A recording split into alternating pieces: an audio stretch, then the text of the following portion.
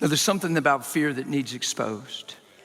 There's something about self-preservation that we need to admit and get rid of. We got to stop trying to survive. Because if we're trying to survive, we'll never shine.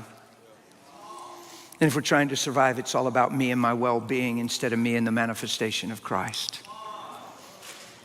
And you'll always feel threatened. And you'll always be uncomfortable and looking over your shoulder. And you won't be confident.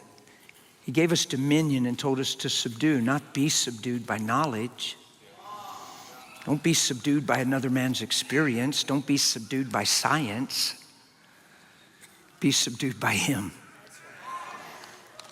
Yeah? Let's take cancer, for instance. There's nobody in the room that hasn't been touched by cancer some way. Come on, you see the color of my hair. I can get away with talking about this stuff. I've been on the earth long enough. I'm not talking insensitive. I've lost dear friends to cancer. There's no one in this room that hasn't been touched by cancer in some way, shape, or form. So the strategy of these major diseases, which we all believe disease comes from the devil, the enemy, the fall of man, whatever we classify it, it doesn't come from the Lord. Now, there's some circles that believe God uses and subcontracts this stuff. I don't believe that at all. I believe I can prove it scripturally. It doesn't happen. So cancer, what's cancer's goal? Cancer's goal is to play on the sentiment of mankind, on the fear of man, on man thinking for himself, survival, preserving himself, and making it to the end, whatever that means. Longevity.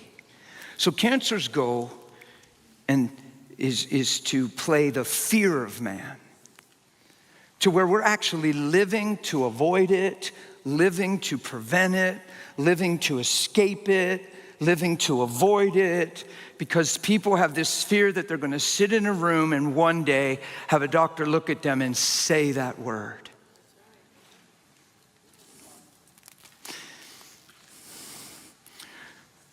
So cancer's goal is to become so powerful and cause so much loss, so much pain, so much study, so many facts, and so real that it becomes the name above every name.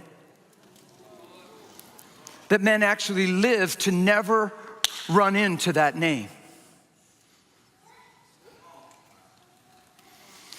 But then if we do, we try to grab the name that's supposed to be above every name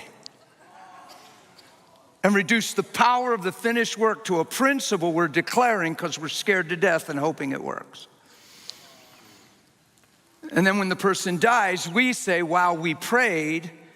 It can't be God's will to heal. Wow, we prayed. I wonder why he didn't. Wow, and now we got questions and no revelation. Are you guys okay? Fear never, ever, ever, ever, ever is the kingdom of God. Subverts authority, and you have no authority over what you fear. You can yell at it, you can scream at it, but it won't move if fear is your motive. Are you with me?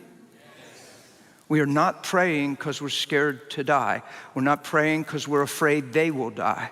We're praying because they're called to life, has a destiny to fulfill, and their days are too short to be dying.